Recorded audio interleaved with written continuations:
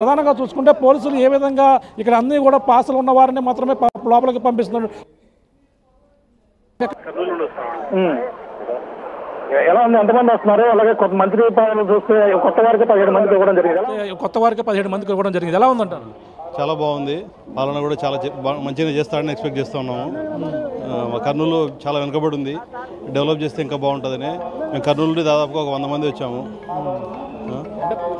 కర్నూలు కావచ్చు, అలాగే ప్రధానంగా అమరావతి రాజధాని చేస్తూ అదే ఆర్థిక రాజధాని విశాఖ పెడతా అన్నారు. కర్నూలు కూడా డెవలప్ చేస్తాను చంద్రబాబు కూడా ముందుగానే చెప్పడం జరిగింది. ఎలా చూడాలంటారు? ముందుగానే చెప్పడం జరిగింది. అదేవిధంగా చేస్తాడనే ఉద్దేశంతోనే మంచి మెజారిటీ గెలిపించుకున్నాం. నంద్యాల కర్నూలు నుండి చేస్తాడని ఆశిస్తున్నాం. అమరావతితో పాటు మా జిల్లాలు కూడా డెవలప్ చేస్తే ఇంకా చాలా బాగుంటుందని ఎక్స్పెక్ట్ చేస్తున్నాం.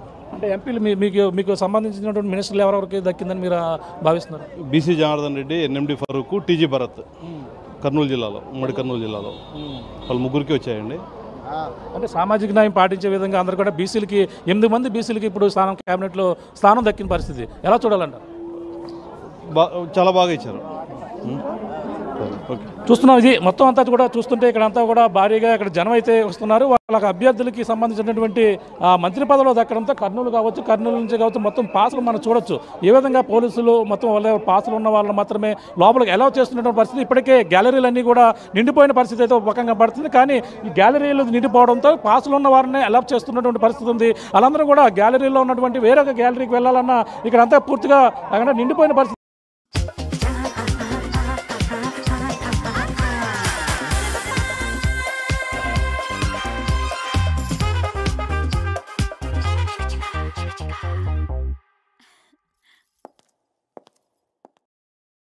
కూడా ఎలా చేస్తున్న పరిస్థితి ఉంది. మన కొద్దిసేపట్లో 11-20 నిమిషాలకైతే చంద్రబాబు నాయుడు అయితే ప్రమాణ స్వీకారం చేయబోతున్నారు. అలాగే పవన్ కళ్యాణ్ గారు ఉన్నారు. ఇప్పటికే ఇక్కడ వీఐపీలు కూడా, ముఖ్యమైన వీఐపీలు కూడా వచ్చే అవకాశం ఉన్న నేపథ్యంలోనే భారీ బందోబస్తు అయితే ఏర్పాటు చేసినటువంటి కార్యకర్తలు, జన సైనికులు మొత్తం భారీ ఎత్తున అయితే ఇక్కడ చేరుకుంటున్నటువంటి పరిస్థితి ఉంది. పాస్ ఉన్న వాళ్ళు మాత్రం ఎలా చేస్తారమ్మా? ఎక్కడి నుంచి వస్తున్నారు మీరు? నియోజకవర్గం నుంచి వస్తున్నాను. నా పేరు పడాల భూదేవి, పాలకొండ నియోజకవర్గం టీడీపీ ఇన్ఛార్జిని. మరి ఈరోజు చంద్రబాబు నాయుడు గారు సీఎంగా ప్రమాణ స్వీకారం చేయడం రాష్ట్ర ప్రజానికమే గర్వించదగ్గ విషయం. మరి ఈరోజు చెత్త ఇంట్లో ఉంది, ఈ చెత్తనంతా ఊడ్చి బయట పారేయాలని ఉద్దేశంతో ప్రజలంతా కూడాను ఒక మంచి దేశంలోనే అగ్రగామిగా ఆంధ్ర రాష్ట్రాన్ని నిలిపే విధంగా ప్రజలు తీర్పునిచ్చారు. ఈ తీర్పు అనేది అందరికీ ఆదర్శంగా నిలిపి చంద్రబాబు నాయుడు గారు మన ఆంధ్ర రాష్ట్రానికి సీఎం అవ్వడం చాలా సంతోషదాయకం. ప్రజలందరూ కూడా హర్షం వ్యక్తం చేస్తున్నారు. మరి ప్రతి ఒక్కరూ తెలుగుదేశం పార్టీ కూటమి అభ్యర్థుల్ని, కూటమి ప్రభుత్వాన్ని కంకణం చేశారు. అందరికీ కూడా రాష్ట్ర ప్రజానికానికి అందరికీ కూడా హృదయపూర్వక ధన్యవాదాలు తెలియజేసుకుంటున్నామండి. చూస్తున్నాం మనోజ్. అది ఇక్కడికైతే భారీగా ఇప్పటికే చేరుకుంటున్నారు. ఇంకా మరి కొద్దిసేపు ఇంకా కొంతమంది ఇంకా రావాల్సి ఉంది. తండోపతండాలుగా అయితే ఈ యొక్క ప్రాంగణానికి అయితే చేరుకుంటున్న పరిస్థితి ఉంది. ఏ రోడ్డు చూసినా జనంతో కిక్కిరిసిపోతున్నాయి. అలాగే ట్రాఫిక్ కూడా పూర్తిగా ట్రాఫిక్ జామ్ ఉంది. ఉదయం 7 గంటలకే మొత్తం అంతా కూడా రోడ్లన్నీ కిక్కిరిసిపోయిన పరిస్థితి అయితే ఇక్కడ ప్రధానంగా కనపడుతుంది. మరి కొద్దిసేపట్లో చంద్రబాబు ప్రమాణ స్వీకారం, అలాగే పవన్ కళ్యాణ్ కావచ్చు, అలాగే వీఐపీలుగా ఒక పక్కన రజనీకాంత్, చిరంజీవి కూడా ప్రధాన అట్రాక్షన్ కూడా ఇక్కడ ప్రధానంగా నిలబోతున్నారు మనం ప్రధానంగా చెప్పొచ్చు మనోజ్. Thank you Prakash. ఓవరాల్గా కేసరపల్లి ఐటీ ప్రాంగణం మొత్తం కూడా చాలా జనసందోహంతో నిండిపోయింది. తండోపతండాలుగా సుదూర ప్రాంతాల నుంచి, ఇన్ఫాక్ట్ తెలంగాణ నుంచి కూడా అనేక మంది టీడీపీకి సంబంధించిన శ్రేణులు కావచ్చు, చంద్రబాబు అభిమానులు కావచ్చు, తండోపతండాలుగా వెళ్తున్నారు. ఆర్టీవీ కూడా ఎక్స్క్లూజివ్గా మా ప్రతినిధులతో అక్కడ కళ్ళ కట్టినట్టుగా, ఇన్ఫాక్ట్ మీరు ఇంట్లో నుండి ఆర్టీవీ చూసినా కూడా నేరుగా అక్కడ సభా ప్రాంగణంలో ఉన్నట్టుగానే మీకు విజువల్స్ అన్ని కూడా కనిపించే ప్రయత్నం చేస్తున్నాయి.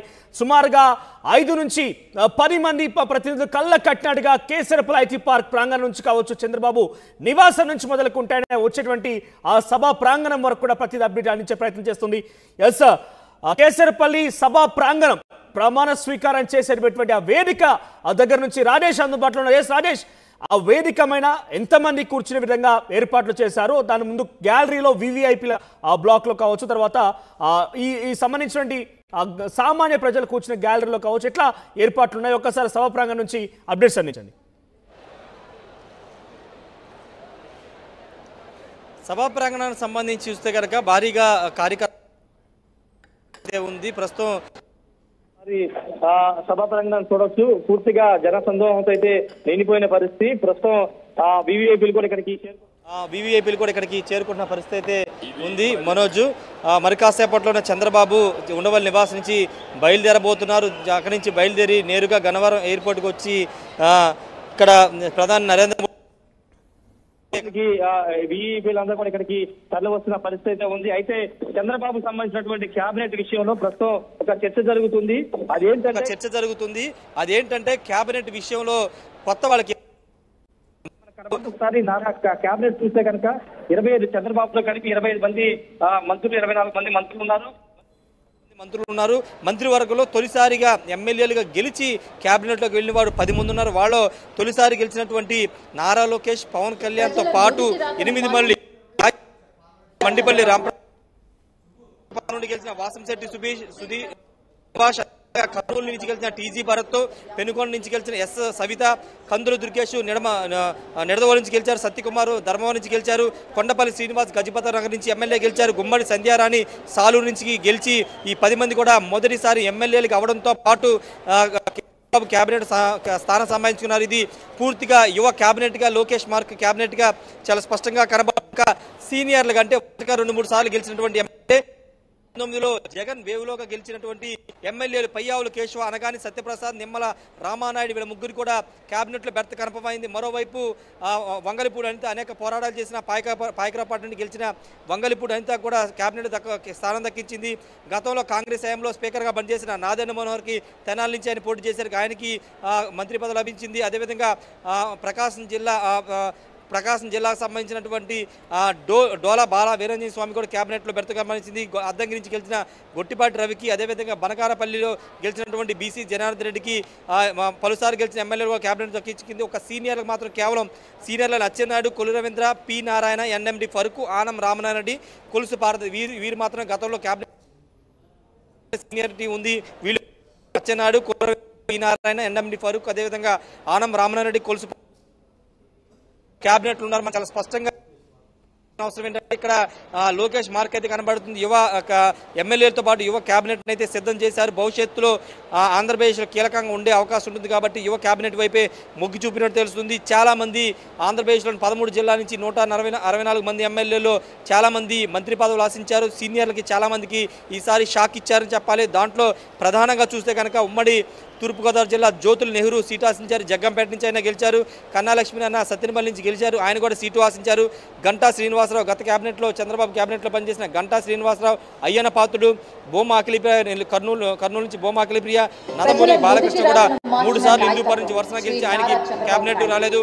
ఆదినారాయణ రెడ్డి కూడా లేదు. అదేవిధంగా నిమ్మకాయల చిన్నరాజ 19 వరకు హోంమంత్రి పనిచేసిన చిన్నరాజప్ప కూడా సీటు మంత్రి పదవి లేదు. అదేవిధంగా కోండవమ్మ, గోరంట్ల బుచ్చయ్య చౌదరి, సూర్యప్రకాష్ రెడ్డి, అదేవిధంగా కోటమిరెడ్డి శ్రీధర్ రెడ్డి, కోన రవికుమార్, కళా వెంకట్రావు, పుట్టా సుధాకర్ యాదవ్, కొనతాల రామకృష్ణ, వెలగపూడి రామకృష్ణ, బండారు సత్యనారాయణమూర్తి, అదేవిధంగా అమర్నాథ్ రెడ్డి, పరిటాల సుల్తా, కాలవ శ్రీనివాసులు, సోమిరెడ్డి చంద్రమోహన్ రెడ్డి, ధూళిపాల్ నరేంద్ర, పల్లా శ్రీనివాస్, పితాని సత్యనారాయణ, పత్తిపాటి పుల్లారావు, సుజనా చౌదరి వీళ్ళెవరికి కూడా కేబినెట్ లో చోటు లభించలేదంటే యువత వైపే కేబినెట్ చంద్రబాబు అడుగులు వేశారు.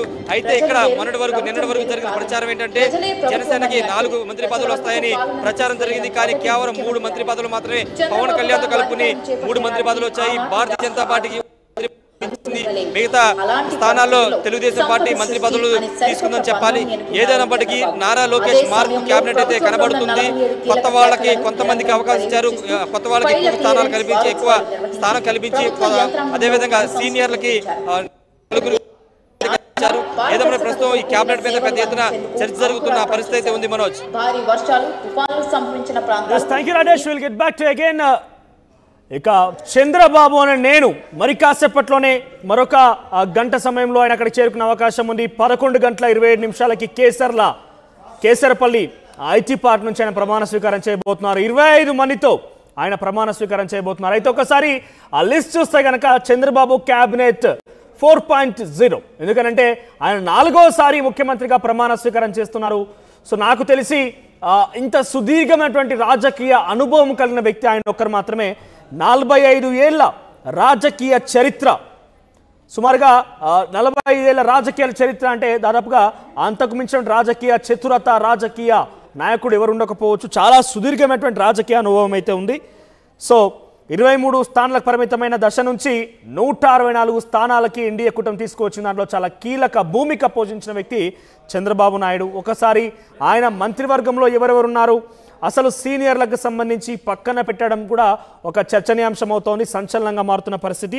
సో 164 స్థానాల్లో 135 స్థానాల్లో టీడీపీ, 21 స్థానాల్లో జనసేన, 8 స్థానాల్లో బీజేపీ గెలుపొంది. ఒకసారి క్యాబినెట్కి సంబంధించిన లిస్ట్ కూడా ఆర్టీవీ స్క్రీన్ మీద ఎక్స్క్లూజివ్గా చూస్తున్నారు. సో బీజేపీకి 1 సత్యకుమార్, 21 టీడీపీ, 3 జనసేన. 3 జనసేనలో 1 పవన్ కళ్యాణ్, నాదెండ్ల మనోహర్తో పాటుగా కందుల దుర్గేష్ కూడా ఉన్నారు. So RTV minute to minute Kesarapalli IT పార్క్లో జరిగేటువంటి ప్రతి అంశాన్ని కూడా మీ కళ్ళకు కట్టినట్టుగానే ఖచ్చితత్వమైనటువంటి ఇన్ఫర్మేషన్తోని ప్రతి సమాచారాన్ని కూడా అందించే ప్రయత్నం చేస్తోంది. సుమారుగా 5 నుంచి 5 మంది ప్రతినిధులు కూడా కేసరపల్లి ఐటీ పార్క్లో మోహరించి ఉన్నారు. అక్కడ జరిగే ప్రతి అంశాన్ని కూడా కళ్ళ కట్టే ప్రయత్నం చేస్తోంది. ఒకసారి మీరు చూస్తున్నారు వేదిక మీద అటు డాగ్ స్క్వాడ్, బాంబ్ స్క్వాడ్ ఇద్దరు కూడా వేదికను తనిఖీ చేస్తున్నారు. విఐపి మూవ్మెంట్ ఇప్పుడే స్టార్ట్ అయింది. దానికి సంబంధించి విజువల్స్ ఆర్టీవీ స్క్రీన్ మీద చూస్తున్నారు. పోలీస్ అధికారులు 60 మంది ఐపీఎస్ అధికారులు, 10,000 మంది పోలీస్ రక్షణ సిబ్బందితో అక్కడ కేసరపల్లి మొత్తం కూడా ఆ ప్రాంగణం మొత్తం కూడా రక్షణ కవచంలాగా వీళ్ళు వ్యవహరిస్తున్నారు. సో కేసరపల్లికి వెళ్ళేటువంటి ఆ రోడ్డు మార్గం మొత్తం కూడా 5 కిలోమీటర్ల మేర వాహనాలు నిలిచిపోయాయి. ఆ విజువల్స్ కూడా ఆర్టీవీ స్క్రీన్ మీద చూస్తున్నారు. ఎక్కడి వాహనాలు అక్కడ నిలిచిపోయాయి. ఎందుకంటే ఆ స్థాయిలో జనం అక్కడికి వస్తుంది. ఎందుకంటే 5 సంవత్సరాల జగన్ పాలనలో టీడీపీ శ్రేణులు కావచ్చు, సామాన్య జనాలు కూడా కావచ్చు, కొంత ఇబ్బందులు పడేట్టుగా మనం విన్నాం, అక్కడ చూసాం కూడా.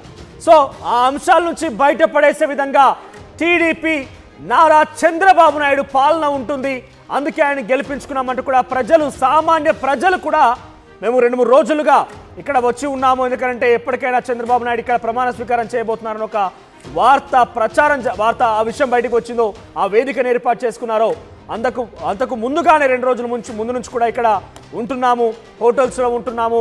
మేము ఇక్కడికి వచ్చామంటే సుదూర ప్రాంతాల నుంచి, అటు ఏపీఏ కాదు, ఏకంగా ఇందాక మనం ఆర్టీలో స్క్రీన్ మీద చూసాం, మనం రోహిత్ కూడా మాట్లాడిచ్చాడు. యుఎస్ నుంచి వచ్చి కూడా చంద్రబాబుతో క్యాంపెయిన్లో పాల్గొని ఆ రోజు చంద్రబాబుని గెలిపించడం వాళ్ళు కూడా పాత్ర పోషించింది. ఈరోజు ఆయన ముఖ్యమంత్రిగా ప్రమాణ స్వీకారం చేస్తుంటే ఆ మహాద్భుత ఘట్టాన్ని వాళ్ళు కళ్ళతోని వీక్షి